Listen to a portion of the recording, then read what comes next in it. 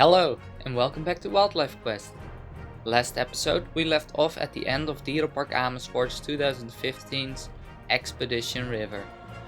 Today we are continuing into the 2016 expansion known as het Woud, which simply translates to the woods. This exhibit features animals that can all be found in the Dutch woods.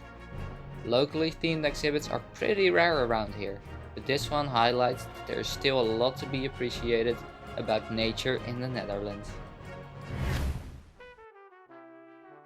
We start our tour at a hillside habitat for white storks. Unfortunately, they were being kept off exhibits due to the current bird flu threat. When we head deeper into the woods, we can head down into a small den where we might catch a glimpse of the next animal. Further along, we can see that we were right below a pack of grey wolves. In recent years, after multiple centuries of absence, the wolf has returned to the Netherlands, and multiple individuals now call this country their home. A lot of stories paint this big bad predator as a threat to humans. In truth, however, most wolves would simply just run off when confronted with one. So, hunting down wolves is not only not necessary, but can be very damaging to ecosystems.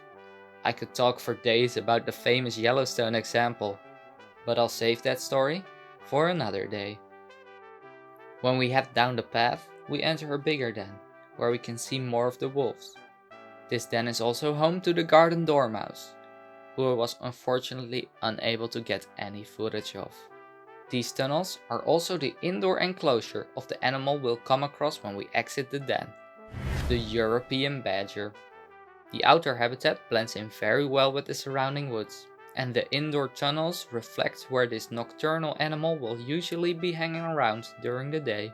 Next is a little food shop and a Forest Creek play area.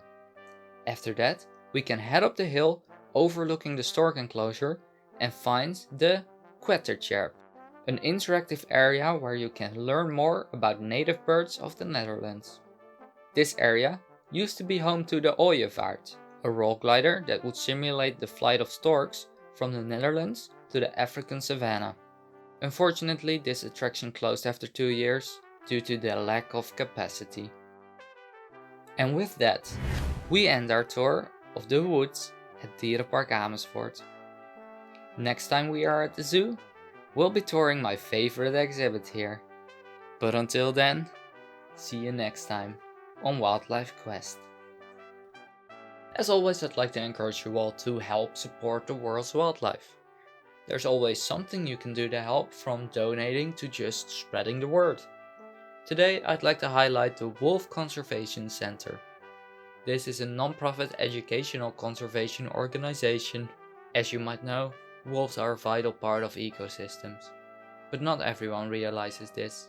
That is why the WCC uses education programs to help save the wolves. You can support the WCC by buying their merch, adopting a wolf, donating, or by simply following them on their YouTube, Twitch, or other social media platforms to help spread the word.